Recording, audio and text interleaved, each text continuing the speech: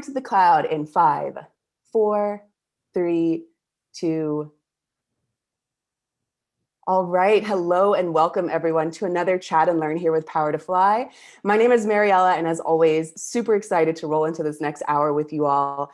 We've got some folks who are just joining us, and I will get you all caught up in just a few moments because we had some early birds joining us, and that really makes me excited because I know that you really want to dive into this topic today. We've got an awesome guest speaker who will, drop a lot of knowledge in this next hour. So I just want to go over some quick housekeeping rules so that we all feel comfortable and confident in this next hour.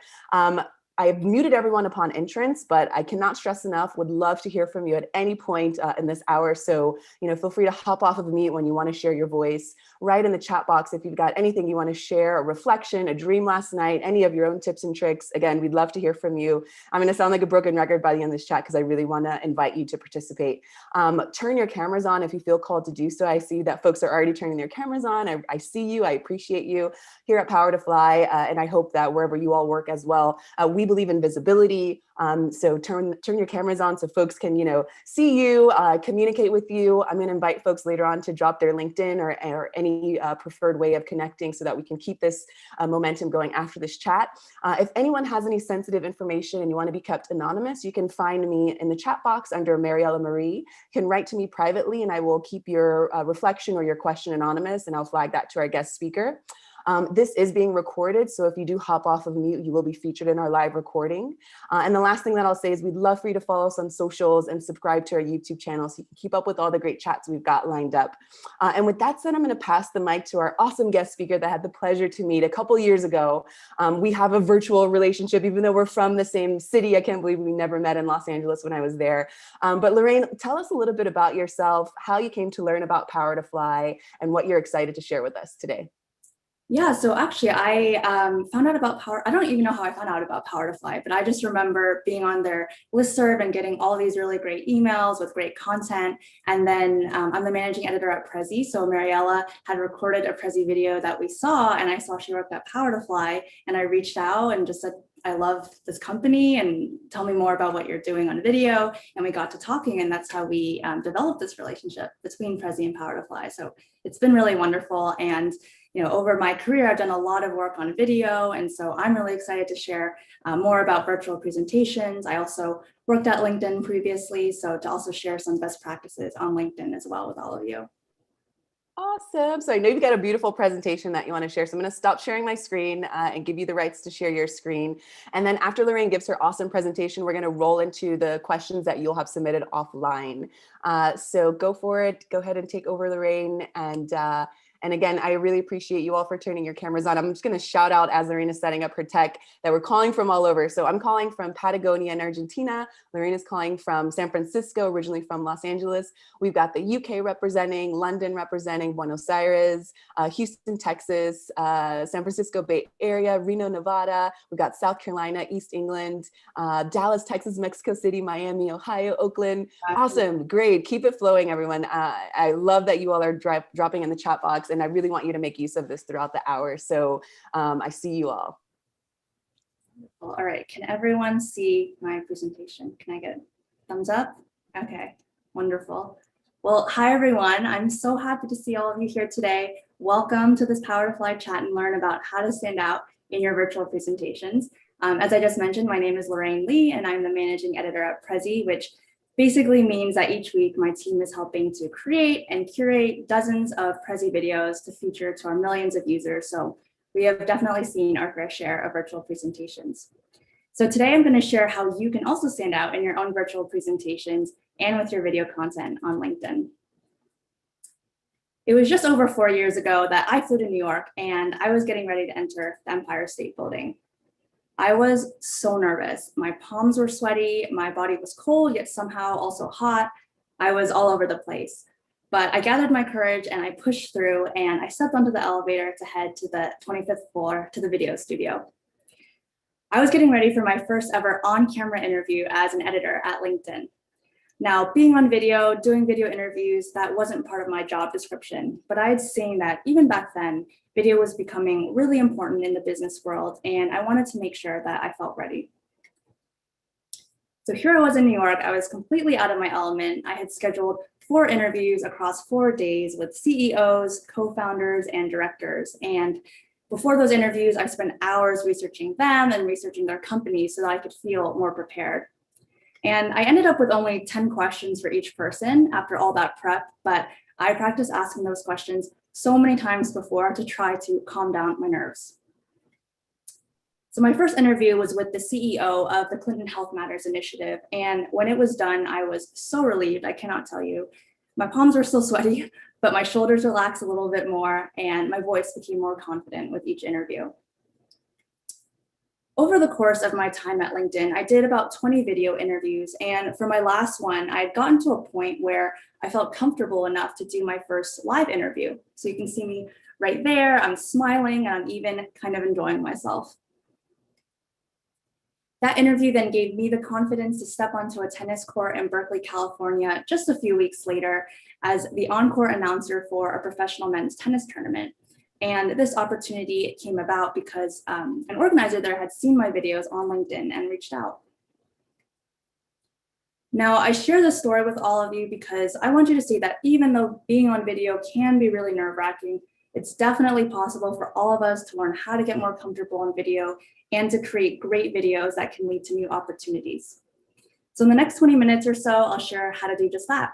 So I'm going to share the lessons that I learned doing video interviews, and as I'm sure is the case with all of you at this point, countless video meetings to learn how to stand out in your virtual presentations, whether you're interviewing, whether you're doing a webinar, or even if you just want to become a thought leader in your industry. So we'll be talking about how you can get more confident on video. I'll share some best practices for those video meetings. And then lastly, I'll talk about how you can make sure that the content that you're sharing on LinkedIn has the most reach and impact possible. So as I mentioned before, my name is Lorraine Lee, and I am the managing editor at Prezi, which is a virtual presentation software. And yes, I am using Prezi Video for this presentation, in case you were wondering. I was an editor at LinkedIn for 6 years, where I created its Female Founders video series. And I was also part of the team that helped launch LinkedIn's first ever video product. So thank you so much again for everyone for joining today. I love seeing people from all over the world. I know there are a lot of choices out there, so really appreciate you being here today. And I'm really looking forward to sharing the tips I've learned at both of these amazing companies that you can start using today. So I want to start off by reiterating again that being on camera, whether it's an actual video camera or a webcam, is not easy. I mentioned that I've done quite a few video interviews before, and I still get nervous on camera. And I work with a lot of influencers and keynote speakers at Prezi, and I know that they get nervous speaking sometimes too. And for many of them, it's their full-time job. So just know that if you're feeling this way, it's completely normal. And thankfully, there are ways that we can lessen those nerves. So I want to share my favorite 3 tips with you right now. So my first tip for how to be more confident on video is to add visuals. So it may sound counterintuitive, but adding visuals to your presentation, as I'm doing now, is a confidence booster, because not only do they help you remember what you want to talk about, especially if you're doing a longer presentation, but they help to deflect some of the attention away from you, and it moves them onto the visuals instead. So I want to share an example here of someone who I think does a really great job with visuals. So this is Fuji, and he's based in Japan. We stitched together a few of our favorite videos of his. Now, Fuji is clearly a really talented designer, and I know I'm certainly not at this level of design expertise yet, but you really don't have to be to make sure that you have impact with your virtual presentation. So I'm sure a lot of you have graphs and charts on hand already, so you can use those in interesting ways as well. So you can see this graph is at half opacity, so I can talk about the content and point specifically to certain parts. And you can see that the focus is not always on my face, but I'm still the authority by talking about the content and walking my audience through it. Now, the second tip I want to share with all of you is lighting. So it seems simple, but we can't underestimate how important it is.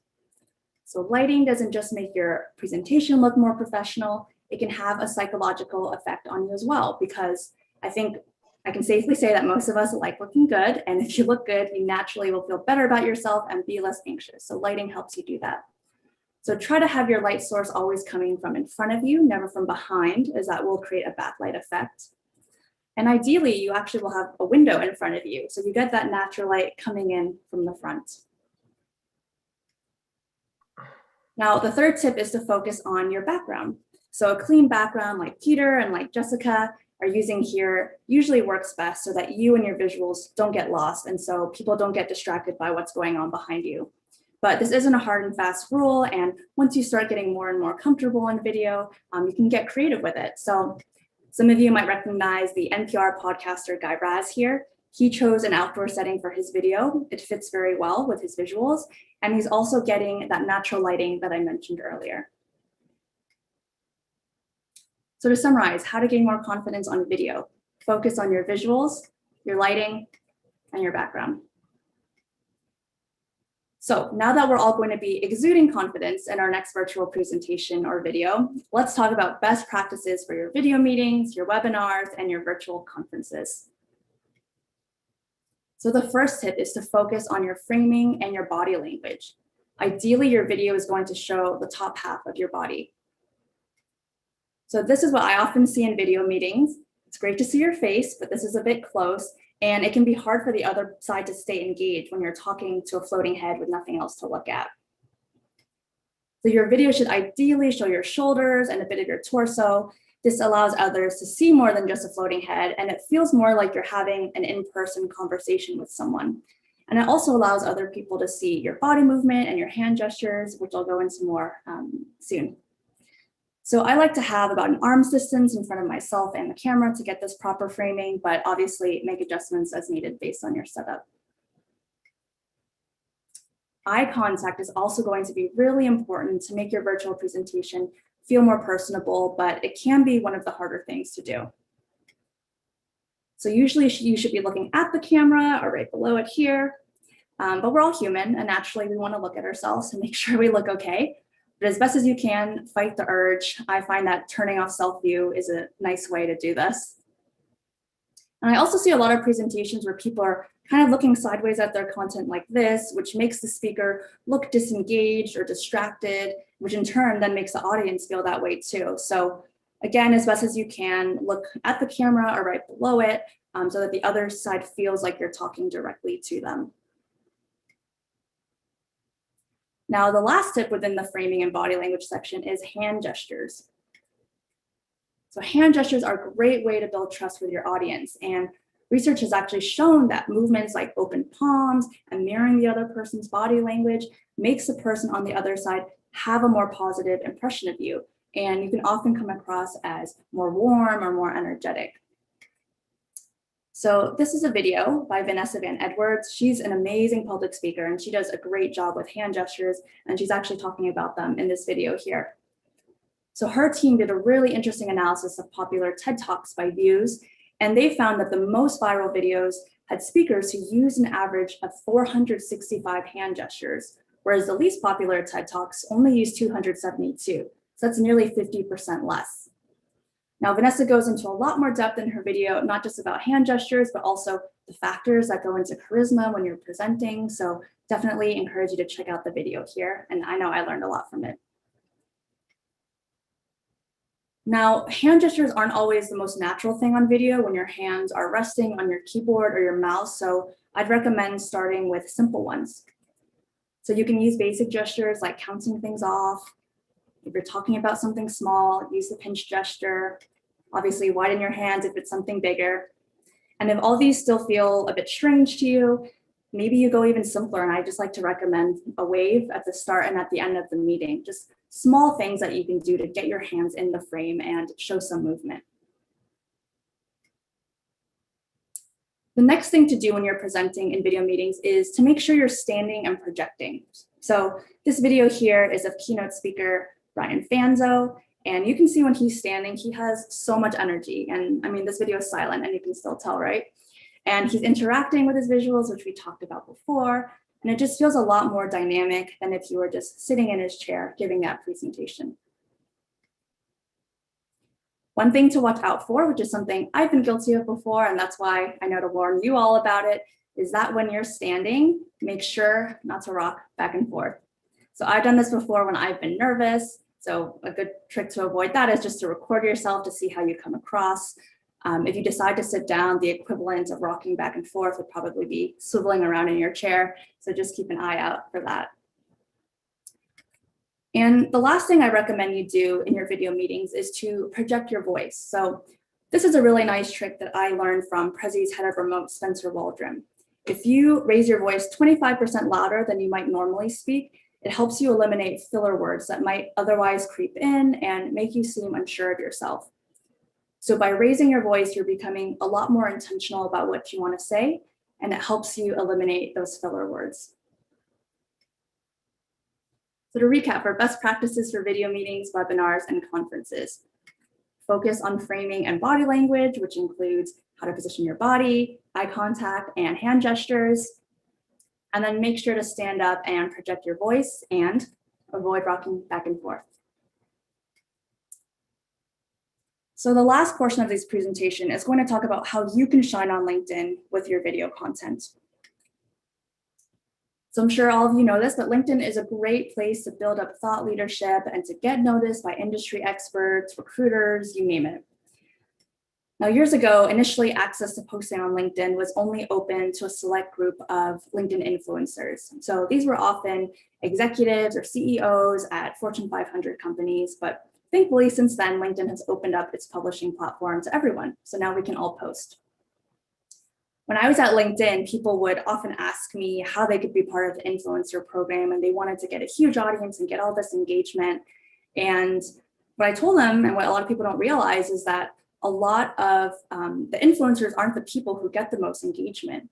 It's going to be the people like me or like you who are publishing regularly, sharing their thoughts, and engaging with their commenters and followers.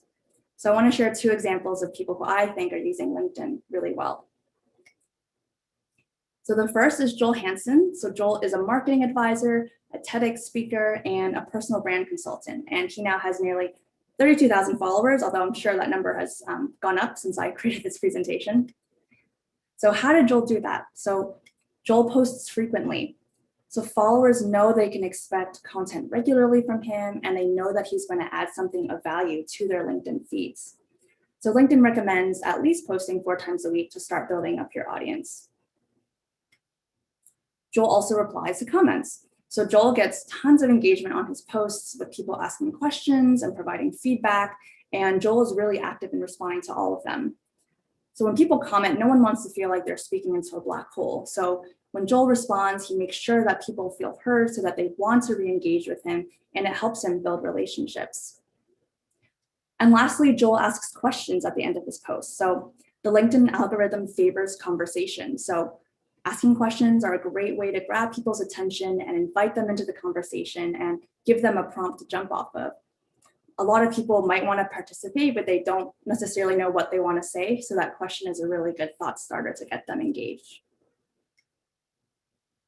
The second example here is Jessica Chen. Jessica is a communications expert and an Emmy Award winner with more than 16,000 followers. And Jessica and I actually got connected because she had seen my videos on LinkedIn and she reached out. So this is just a great example of video content and LinkedIn bringing people together and opening the door to new opportunities.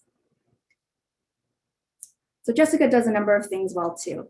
She uses a genuine voice and she shares her experiences and challenges, which I think people really appreciate because most of us prefer to hear authentic experiences that we can relate to over something that's been very manufactured or seemingly posted by a PR team.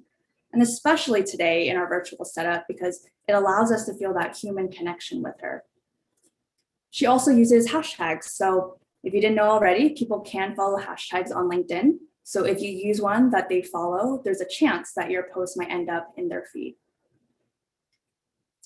And then the last tip is that Jessica shares tactical advice. So inspirational content is great, but I think content that you can give people that really gives them something actionable and something they can act on and use in their daily life is going to be a lot more valuable to them and encourage them to keep coming back for more content. So now that we have these great examples to reference, let's dive into the tips specifically. So the first tip I have for sharing content on LinkedIn is to share videos specifically. So the feed is saturated with written posts, but there are fewer videos out there. So I'd recommend you take advantage of that and try to post videos whenever you can to stand out. And when you do share the video, share it as a native upload so that the video will start playing automatically in people's feed, which is more likely to catch their eye and lead to more views and engagement. So what does it mean to upload a video natively? So this is what you'll see on desktop. You click this video button here, and then you upload your MP4 directly to the post itself. And just to note, if you're trying to do this on LinkedIn, the video needs to be under 10 minutes for it to upload properly. The second tip I wanted to share is that content should ideally be relevant and timely. So if you create content around a topic that's trending in the LinkedIn news module, which is what you see here on desktop, your post may get picked up by one of the editors on the team. And if you get featured, you will very likely notice a spike in your followers because this module gets tons of traffic.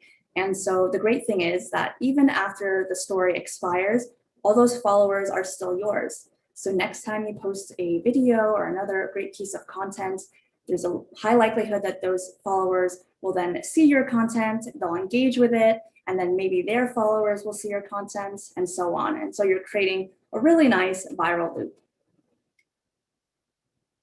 And the last tip here is one I touched on earlier with Joel and Jessica. Use hashtags so your videos can be found by more people. Tag others and companies so that they get notified and hopefully they engage with or reshare your content. Ask questions because the LinkedIn algorithm heavily weighs conversations positively, and then embrace emojis. So I was originally unsure of whether I should use emojis on LinkedIn, but I think they're a nice way to break up a lot of post copy. And we all use emojis these days. It helps people understand the message you're trying to get across, and they're more fun too, so why not? So to recap, how to shine on LinkedIn: share your videos natively, stay relevant and timely, and use hashtags, tag others, ask questions, and embrace emojis. Here are some additional resources for all of you, which will have even more information about sharing on LinkedIn and updating your profile and just all things LinkedIn. Don't worry about writing this down. Marielle will send an email after this with all these links here. So I think it's very clear, especially from the past year, that video is here to stay. And I hope you're all able to take away at least one or two things that you can apply to your own virtual presentations or video content. And definitely please send me a LinkedIn message if you do. I would love to hear how it's going. So we've covered a lot in the last 20 minutes. Let's recap once more. So we talked about how to boost confidence and the need to focus on your visuals, lighting, and background.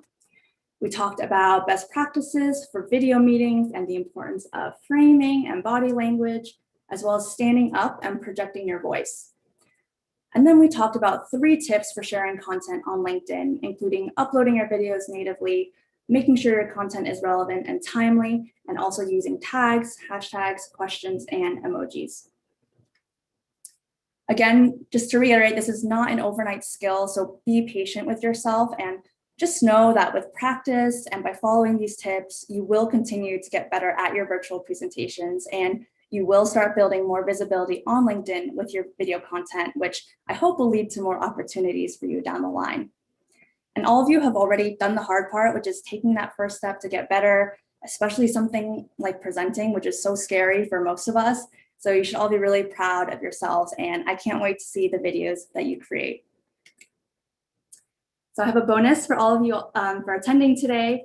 So anyone who's watching this can get a free Prezi Video Premium upgrade if you're interested. There's a free version as well if you prefer that, but with Premium, you can download your videos in MP4 and hopefully you're uploading it to LinkedIn. You can have presenter notes, the ability to record in HD, and a bunch of other good stuff. And I also recommend you check out our on-demand resources here. So we have a lot of great how-tos on presenting. You can see examples of Prezi videos that my team curates each week, which I mentioned at the start of this presentation. And we also have designer resources as well. So before we dive into the Q&A, I would love to just ask all of you to please fill out this survey after the chat. I'm still learning, I want to improve, so it would mean a lot if you could take a minute to let me know what worked and what you would want to do differently next time. So thank you so much again, all of you, for tuning in. And with that, I will pass it back over to Mariella for Q&A. Awesome. Oh, I feel like a proud mama bear, even though, I mean, we're so far away, and I just love the way you present all of the things. Well, thank Thank you you. so much for that, Lorraine. And thank you for everyone for joining and staying engaged in the chat box. We have folks writing, yay, a giveaway, fantastic presentation. This was Oh, amazing. thank Thank you. you. Thank you so I echo those same sentiments. So I'm going to share my screen now. much. And if you could just let me know when you can see the presentation, give me a thumbs up. Perfect. So you all have submitted some great questions offline. We're going to take these questions one by one, starting with this first question here. So if you see your question come up on the screen, feel free to come off mute or to write in the chat box so that we can dive in deeper. If this was not your question and you still, have some tips and tricks of your own to share, or, you have some feedback or reflections as well, again, I'm going to sound like a broken record, would love to hear from you. So Lorraine, let's start with this first question here and take your time, dive in as much as you want. And even if you did touch on some of these things in your awesome presentation, I'm sure that maybe folks would love to reiterate some of those practices and techniques. So what should I do to not appear nervous or uncomfortable when speaking virtually? Yes, that is a hard one. Like I said, it's so hard to present. But the first tip I would give is to make sure that you're practicing. So I like to recommend practicing at least a minimum of 10 times to start really internalizing the content and what you'll be presenting. And I think the more you practice, the more confidence builds. I've also heard some people say, for every 1 minute of your presentation, you should practice an hour. So like a 20-minute keynote, practice 20 hours. I don't know if all of us have time for that, but if you were to follow that rule, that would definitely make you less nervous and clearly show that you are very confident in the content that you're presenting. And the second tip that I would give is to use visualization. So I think visualization has proven to work really well. It's a technique that I'm trying to use a little bit more of. So what I would recommend is to just envision the presentation and that you're super confident giving it. Imagine your audience loving it, and you'll be more likely to come across that way when you do actually present. And try to visualize at least a few times, again, to internalize it and to have that feeling inside of you. And then the last thing I do, and this is actually something I did today, is to choose a picture of someone who makes you smile or who you're very comfortable around. The great thing about speaking virtually is that you do have more tools now at your disposal when you present. So when I get nervous, I take a funny picture of my sister and I just put it right next to my presenter notes, and it feels like I'm talking to her and it helps calm me down. So I would recommend trying that technique as well. And relatedly, this is something I actually heard from Jessica Chen in one of her presentations. Jessica's who I referenced before in the LinkedIn section, but she gives a nice tip too to think about that person before you present, or think about a funny memory, and that smile and that energy will come across when you do actually present. What's your opinion on the power pose that, was such a hot topic a couple of years ago? Do you think that will, or, some of those kinds of techniques, warming your body up, especially because we're pretty stagnant if we're working behind a computer. And if you don't have that, if you don't set your boundaries to move your body, go for a walk, you could essentially be playing against yourself by keeping your body tight. So do you have any recommendations on how to loosen your body up a little so you see more natural? I know you talked about gestures. I would love to hear more about that. Yeah, so power pose, I think, why not do it? I think the research is mixed, right, about whether it works, but if you think that it makes you feel better, why not do it? I was jumping around a little bit before this presentation to warm up and just loosen up. So, I mean, that's a technique too, if you want to try. Awesome. Great. I love your reflections and your feedback. And I see folks smiling on camera. So I know you're definitely dropping some knowledge here for all of us to put into practice. Let's move on to this next question here. How did you overcome the hesitation of speaking amid people who may interrupt or speak over you? And could you share tips and techniques on addressing them? And I'd love for you to actually, if you could kind of keep in mind that here at Power to Fly, we do work to lift, the voices of diverse and inclusive folks in the workplace. So oftentimes we get questions about, if I'm in a meeting or if I'm having a presentation and I have, mansplaining happening in the background, or someone kind of stepping over me who, may or may not have more authority, just how to hold space, I guess is what I'd like you to frame this question with as well. Sure. So this one, yeah, this can be difficult, and I'm more introverted naturally, so it can be hard for me to speak up in meetings. So whoever asked this, totally with you there. So the first thing I would say is to plan. So kind of similar to practice before, but plan what you might want to say based on what the agenda is for the meeting. Ideally, you have an agenda ahead of time. I think the hardest part about speaking up is actually doing it when the moment comes, because we don't like risk. Our brain doesn't like risk, so it just makes us hesitate. But if you are to plan ahead of time, you kind of help yourself overcome that hurdle a little bit because you are prepared and you know what you want to say. And the second thing I would say is just to remember your value. And I know it can sound kind of cliche, but just remember you're there for a reason. You have as much value as anyone else in the meeting. So speak up and own your value. And you were invited to that meeting for a reason. And I will say, once you do speak up, you'll find that it's much easier to continue speaking up in that meeting. And you're going to feel so relieved and so proud of yourself after you do it. So once you've done it, it just gets easier and easier. And the third point I would make is to just have an advocate who can help guide the conversation. So I love this tip. And ideally, you have someone on your team who you really trust, who you feel comfortable opening up to, and hopefully they're going to be in that meeting with you. But to tell them ahead of time that there's a section where you might want to say something, and then they can be that person who kind of jumps in and says, well, let's take a moment to pause and hear from other people in the group. If you know exactly what you want to say, you can also just have them call you out and say, oh, this person and I were talking earlier and she had some really interesting insights. Like, do you want to share them right now? So having that advocate, I think, is going to be really key. And if you don't have an advocate, maybe you just send an email ahead of time before the meeting and you just let everyone know that you have some thoughts on, this and this topic, and you'd like to just make sure they get heard when you actually attend the meeting. Oh, Marielle, you're muted.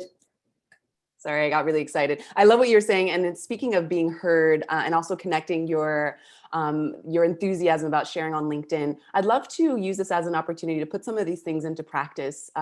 So I would love if you all are interested in connecting after this chat is done, drop your LinkedIn or your preferred way of connecting in the chat box. And then maybe, I challenge you to maybe reach out to maybe 2 people who have joined this chat, since we are like-minded people. We're here for this hour, learning about something that we're interested in. And then maybe you can have some accountability partners, if you're a little shy on camera or you really don't know what to say, and maybe you need to blow off some steam after I have a big presentation, I'm like, I just want to go like run or just, just have an ice cream or something like that. Maybe you all can connect. So feel free to connect with me as well. Of course, Lorraine has already shared her information, but let's really try to put some of these things into practice so that we are, looking out for ourselves and not just, wasting our time essentially and listening to things and not putting them into practice. So please put your LinkedIn or your preferred way of connecting in the chat box. And then in the meantime, let's move on to this next question here.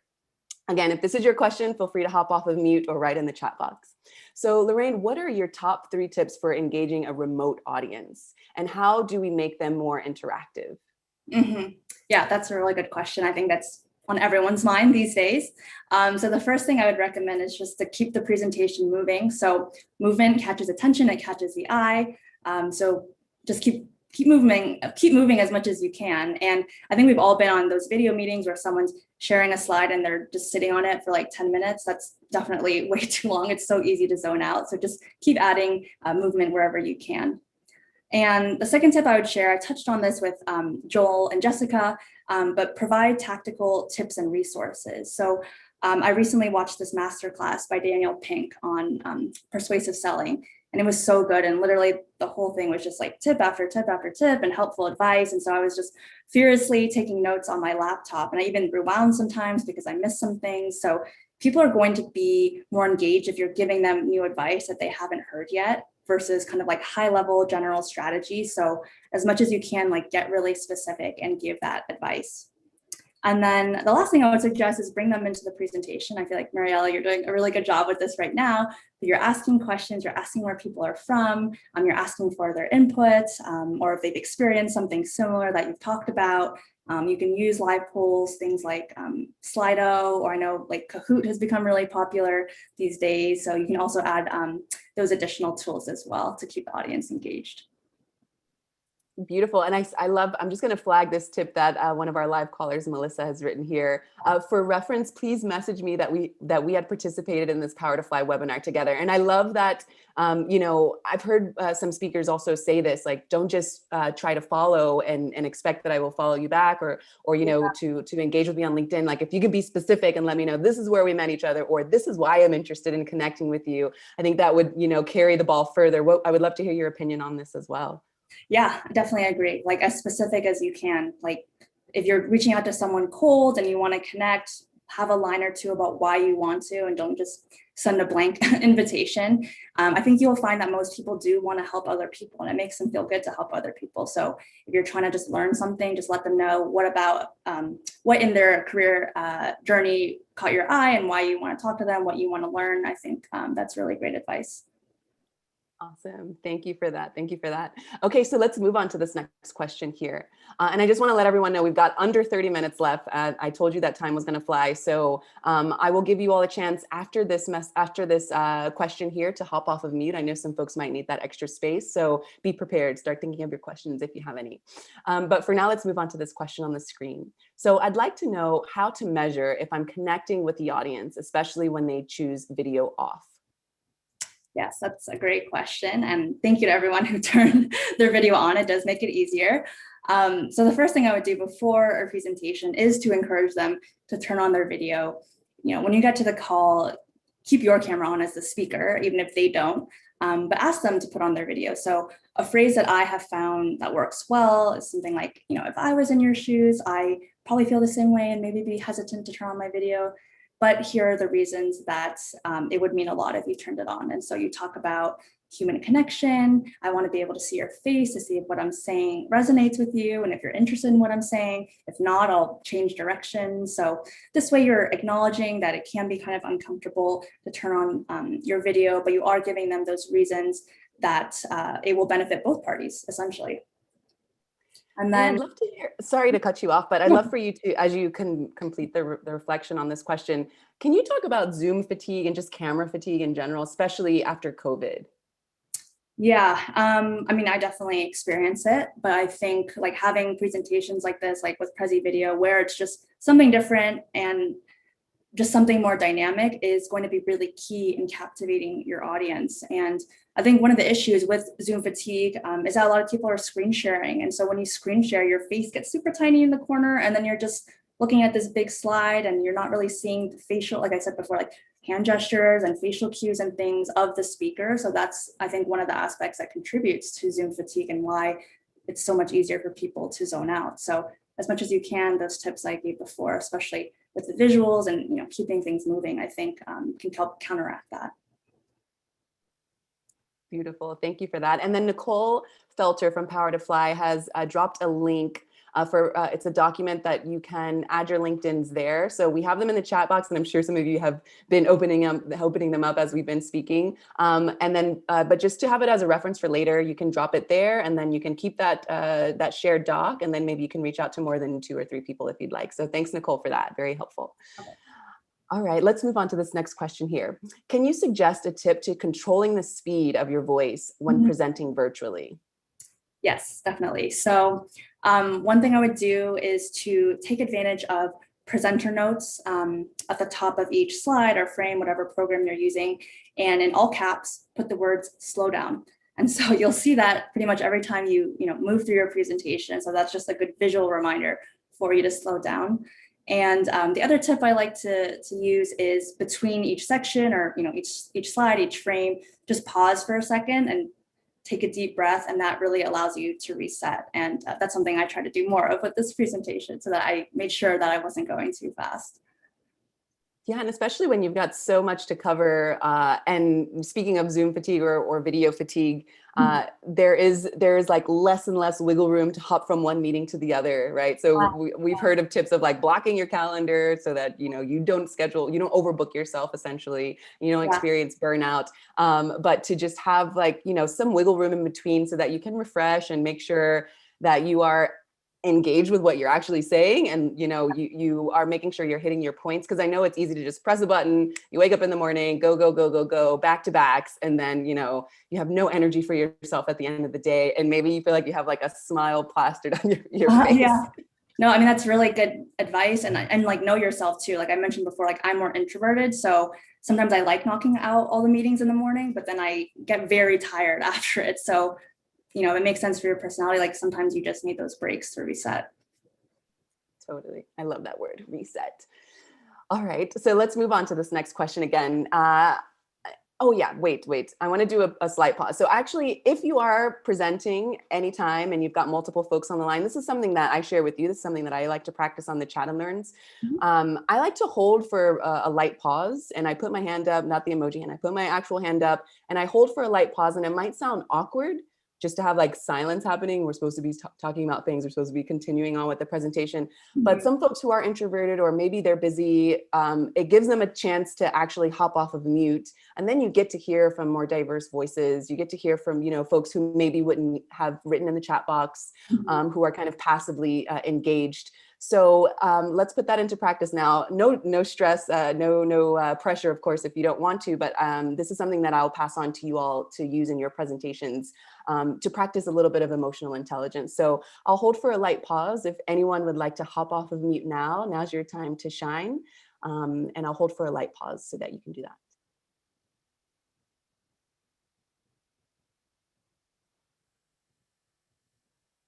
Awesome. So sometimes it works and sometimes it doesn't, but I just like to hold that space. And actually, I would say 50-50 chance that someone will hop off, and they are, very thankful for having that space. So that's something that I pass on for, being able to amplify more voices, and also gives you a little bit of a break so that you're not speaking consistently for, 5 hours straight with presentations. Yeah. Oops, I think I wanted to go back to that. I was getting really excited. So let's move on to this question here. What are the markers for a good versus great presentation? So I would say a good presentation is one where after the fact, someone probably thinks to themselves, okay, like that was good. I enjoyed it, but they don't do anything afterwards. So what I would consider a great presentation, hopefully you all thought this was a great presentation, is that the audience takes an action afterwards. So hopefully you take at least one or two, if not more, tips from this presentation today, and you actually put it into practice. And I would say probably another marker is if the audience feels differently afterwards. So you maybe feel less nervous, maybe you feel more confident or more excited to jump into your next virtual presentation. So I would consider that another marker of a great presentation. And then probably the last thing is if the audience is connecting with you afterwards and they want to be in touch and maybe ask you more questions. So you all have my LinkedIn, so I hope you do connect. Yeah, and so I would say those are probably the top three that come to mind. Awesome. Thank you for that. All right, so let's move on to this next question here. How does one play LinkedIn to her own advantage? Before I was laid off, I probably checked the site once every 3 months. Now I am told I need to update my profile and post and be relevant. Is that really necessary? So I know you've touched on some of these points in your presentation. Feel free to dive in deeper for the skeptics out there. Yeah, so I would say definitely at the very least, you do need to update your profile, and the LinkedIn resources I shared earlier give some really great tips on how to optimize different sections of your profile. So I would definitely recommend rewriting your headline to include more keywords for whatever role you're looking for. Same goes for your summary where you'll also include keywords, and then of course update your latest role and what you did there. And I would say that posting, in terms of content isn't necessarily a must, but it doesn't hurt. And so recruiters are obviously going to your profile to learn more about you. And so if they see that you are sharing industry news or interacting with other thought leaders in the industry, I think it's only going to be a positive impact on how they look at you. So I would recommend giving it a try if you can. What I like to say is if you're a little uncomfortable sharing on LinkedIn, because I know it can be scary, it's your professional brand and identity, just sharing an article link with no commentary is kind of a nice first step. Maybe you start following those hashtags, like I mentioned earlier as well, the ones that relate to your industry. And I don't know who asked this question, but if you want, I'm happy to take a look at your LinkedIn profile. I've looked at many over the years, so I'm happy to give you some tips as well. Awesome. You're so generous. I appreciate you extending that invite. So take her up on it. She knows what she's talking about. And I'd love also for you to talk about, I mean, I know that LinkedIn, we think of it obviously for more of the professional side, but we often say at Power to Fly that you can't talk about the professional without talking about the personal. So, as far as building community and hopefully it's an inclusive community that you're building, how can one leverage LinkedIn? I've just heard some speakers speak about, being like knowing that this person that they connected with is looking for, artificial intelligence, inclusivity, art, and something really random that they never read about before, but they keep them in mind the moment they see a company or business or, person who is starting a project, they keep them in mind, and it kind of starts this, even if it has nothing to do with your work, maybe you are, sharing more about your interests, and that's helping you build community on LinkedIn. I'd love to hear you speak a little bit more about that aspect of community building on LinkedIn. Yeah, so I touched on this earlier. I think jumping into conversations is going to be really key to that. So imagine LinkedIn is kind of like a coffee shop, and then like a LinkedIn post is an actual conversation happening at a table. So if you walk into the coffee shop, like, great, you're in the coffee shop, but you're not really getting any of the value from the conversations happening on the platform. So as much as you can, jump into the comments and jump into those conversations. There's also various LinkedIn groups that you can join, which I think would lend itself very nicely to, especially if you're in a more niche area or have a niche interest. Again, doing the search, so people are writing about their interests in their summary, and if they have those keywords, they will pop up. And again, like if you want to talk to them, just reach out, mention why you found them, why they're interesting to you. And I think those are some really nice ways to connect with others and build that community. And start your own LinkedIn group if you don't see one that you like. Absolutely. Absolutely. We've got a comment here from Melissa. I have the LinkedIn app on my phone and check it daily. Also, I mostly interact with a handful of influencers, mostly in the information technology space, and of course, select recruiters. So great, leveraging LinkedIn to your advantage. Great, Melissa. Yeah, nice. All right, let's move on to this next question here. I work in global data. Often when I go to present in strategizing meeting or even with my VP, because my expertise is so intricate, I have a difficult time helping my audience understand the severity of the issues and my recommended solutions. Mm-hmm. How would you recommend presenting a lot of information with skipping the important details? How would you recommend presenting a lot of information with skipping the important details? I think it means without skipping the important details. I'm like, wait. So the first thing I'd recommend is to take advantage of async communication. So I don't know how many of you out there are already doing this, but for those of you who don't know, async communication is when you send information to someone and it's not dependent on time, so they don't need to respond or react right away. So I do this a lot at Prezi. Record a video of yourself talking about the important points ahead of the meeting, what they need to know coming into it, so that when they're actually in the meeting, they're not absorbing a ton of new information and feeling overwhelmed and trying to put all the pieces together.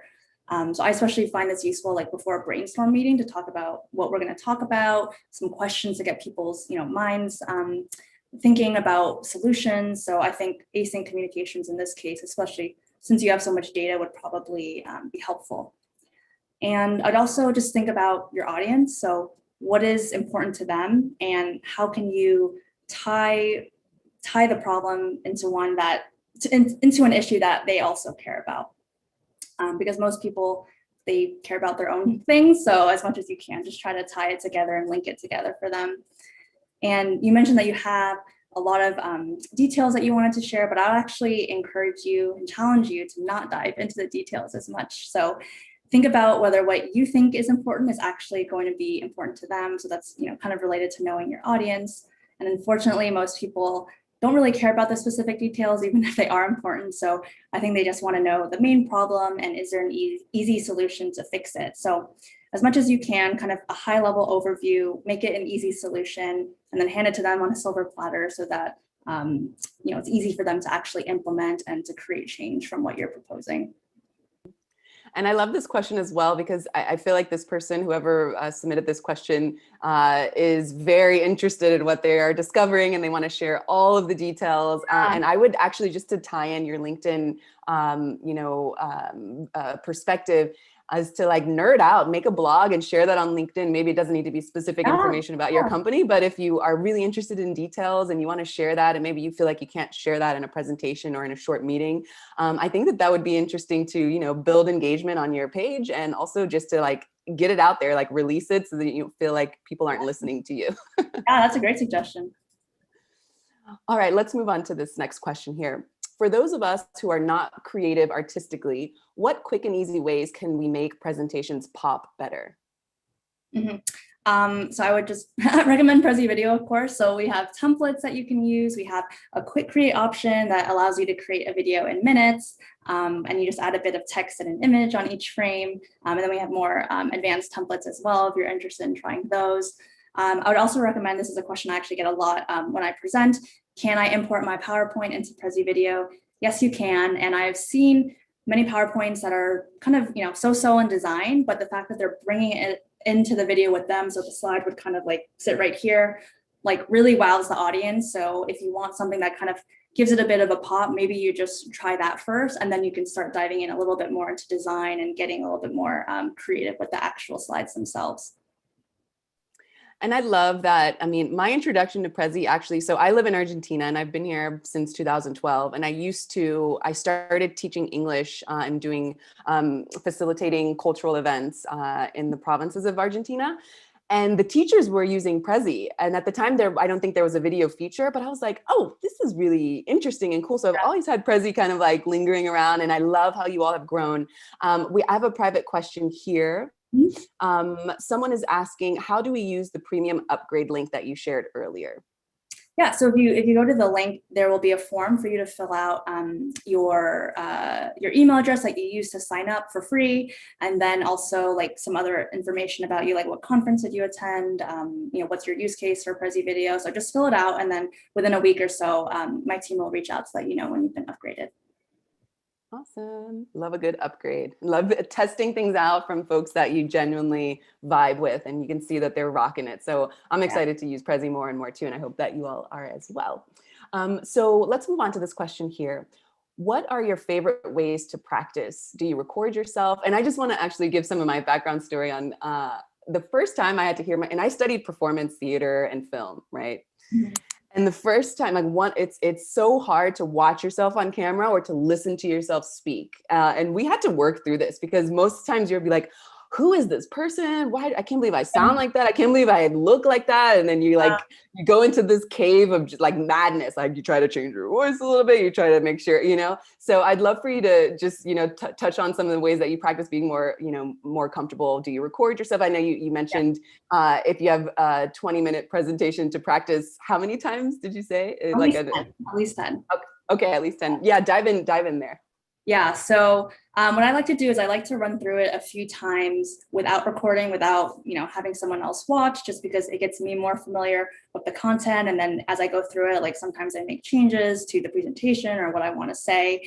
And then when I start feeling a little bit more comfortable, so after maybe like 2 or 3 run-throughs, I like to record myself. And like you said, Mariella, like so weird watching myself, but it's good because you can hear like sometimes your voice goes up at the end of sentences, or again, like you're rocking back and forth. So just being able to see those things on camera is super helpful. And I'll usually do that like once or twice. And then I like to practice in front of other colleagues or maybe my family and my friends, because it is a different energy and a different feeling when you are presenting in front of someone else. Like I still, even if it's in front of my family, I still get a little bit nervous. So having someone to present in front of is good. If you don't have anyone who you can do it in a live setting, use that recording, send it to them and see if they have any feedback to give you. So I use all those techniques. I love that. And I'm dropping the link again for the Google Doc for folks to share their LinkedIn, because maybe when you get the Prezi membership, you can find some folks here to practice with and send what do you think and get some feedbacks from folks. So I see folks nodding their head, and I hope that you take advantage of that. So we've got just about 5 minutes left. Let's touch on this one question here, and then let's close off, leave us with some food for thought, and then remind folks how they can be in touch with you. So how can I show my personality during an interview? Yes, that's a good question. So in an interview, I'd really lean into storytelling as much as you can, because people are going to remember the story. So choose 3 stories that show your personality and show your values. They can either be non-work stories or work stories, and ideally it's showcasing those values that also align with the company's. And use pictures and videos to highlight those stories. Again, like people are very visual, so as many visuals as you can provide is going to be helpful. I think that when companies interview a lot of the time, like you're going to have the skills. Like that's how they figure out whether they want to interview you. So it's really going to be about do they see you fitting into the team, into the company? So I think it's great that you're already thinking about storytelling and how you want to show your personality. And one other note, so I mentioned at the start of the chat, I did some remote hiring last year. And, you know, apart from the personality portion, what I found really impressive is when people really resonated with the mission of the company and they had used the product. So I wanted to see that people were excited about Prezi Video, that we were changing the face of virtual presentations. And I also wanted to know that they had tried Prezi Video. And to me, both those things showed just really strong interest in the company and made me want to keep talking to them and really, you know, consider moving them forward in the process. So that's just another tip I'd keep in mind when you're interviewing. Awesome. Yes. And I know that we've got lots of folks interviewing these days. So good luck to everyone. Storytelling. I love storytelling because it brings in an element of emotional intelligence and allows us to just, you know, remind ourselves that we have a lot more in common than we think. And so with that said, we've got just about 3 more minutes left. So someone here is writing in the chat box, I missed the premium link. So I just want to let you all know that if you signed up for this chat, you will get a rewatch email and it will have all the great links that, you know, have been presented today so that you can, you know, go and toggle through them at your leisure. And of course, if anyone has any questions, they can reach out to any one of us on LinkedIn who has, you know, who has put their way of connecting. And of course, Lorraine, I would love for you to leave us with some food for thought. What can we keep in mind? 2021 has already started off on fire. Of course, you said that, you know, videos are, you know, a part of our reality. And thank you so much for sharing all these gems on how we can leverage video to show, you know, our expertise, to show our personality. Can you leave us with some food for thought and then remind us how we can connect with you? Yeah, so I would just reiterate again, like, you can all do this. And I mean, you heard my story. I was so nervous before. I'm still a little nervous for this one, but like so nervous before. And now, you know, I've interviewed so many people since then. And I'm, you know, doing virtual presentations with really cool companies like Power to Fly. So just know that it's completely possible for you to improve and get better over time. It just takes practice and patience with yourself. And yes, please connect with me on LinkedIn. I would love to hear from all of you. And please fill out the survey afterwards if you can.